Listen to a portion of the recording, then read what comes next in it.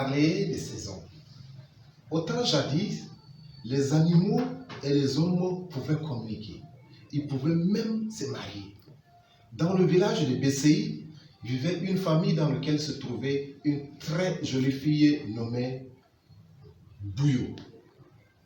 Bouyo était d'une beauté resplendissante à telle enseigne que même les étoiles descendaient chaque soir pour admirer sa beauté. Mais Bouyo avait décidé de ne se marier qu'à un habitant vivant dans l'eau. Chaque jour, elle préparait, elle partait au bord du fleuve jusqu'au jour où elle fit donc la sélection et trouva le petit Ngonguru, qui est donc une silure à qui elle décida de se marier.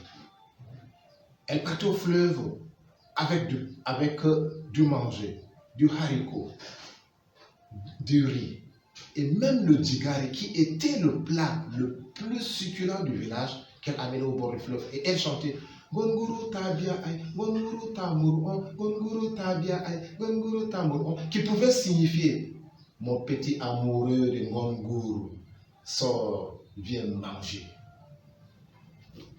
Elle nourrissait donc le petit Ngonguru qui devenait fort, beau, mais qui avait commencé à susciter la jalousie au niveau du village. Et les jeunes du village, en complicité avec les frères de la petite Bouyo, décidèrent de mettre fin à la vie du petit Ngonguru. Ils firent donc un repas qu'ils vinrent au niveau du fleuve et ont commencé à chanter comme la petite Bouyo. Ngonguru tabia ay, Ngonguru tamuron. Mais le petit Ngonguru ne fut pas dupe. Ils ne sortirent pas. Ils essayèrent plusieurs fois et une de leurs sœurs réussit à faire sortir le Ngonguru qu'ils tuèrent. Ils l'amenèrent au village et le préparèrent. Mais dans la cuisson, un son sortait. Douk douk mangao bouyoje. Douk douk mangao bouyoje, qui signifiait je suis le mari de Bouyo. Je suis le mari de Bouyo.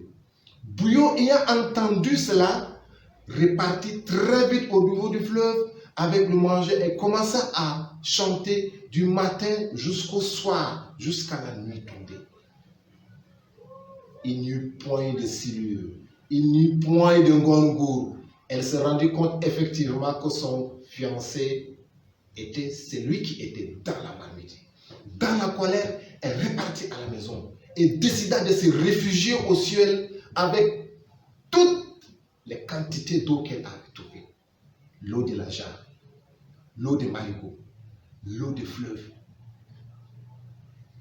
Des jours passèrent, des mois passèrent, il n'y avait plus une goutte d'eau dans le village. Ses frères décidèrent de pouvoir l'invoquer et demander son pardon. Alors chacun venait et essayait de la supplier en chantant Buyole, buyole kungokom, buyole kunje man semai. Denele karindale, denele gourgmanile, buyole kunje adman semai. Cette chanson signifiait Bouyo, Bouyo ma soeur, Bouyo mon enfant, Bouyo ma très chère, donne-moi un peu de l'eau. Bouyo, toi la femme de Ngonguru, toi la femme de Ngonguru qui vit dans l'eau, donne-moi un peu de l'eau pour boire. Dans sa colère, elle refusa. Des jours passèrent, des mois passèrent. Alors, la plus petite de la famille partit et commença aussi à pleurer. La soif la tenaillait tellement qu'elle n'avait plus la possibilité de pouvoir chanter comme les grandes personnes. Elle avait essayé. Bou, bou, bou, yo, yo, yo, yo. Alors, voyant que sa petite sœur souffrait, Bouyo décida de pouvoir lâcher l'eau. Et depuis ce jour, on pouvait voir pendant la saison sèche, les parents en train de supplier la petite Bouyo. Et la saison de pluie arrivée où Bouyo décida de pouvoir donc lâcher l'eau qui arrosa la terre sous forme de pluie. Avez-vous aimé cette histoire? Dites-le nous dans les commentaires. Si vous aussi, vous avez des histoires et que vous voudriez que nous puissions compter aux autres, envoyez-nous dans le inbox. Merci.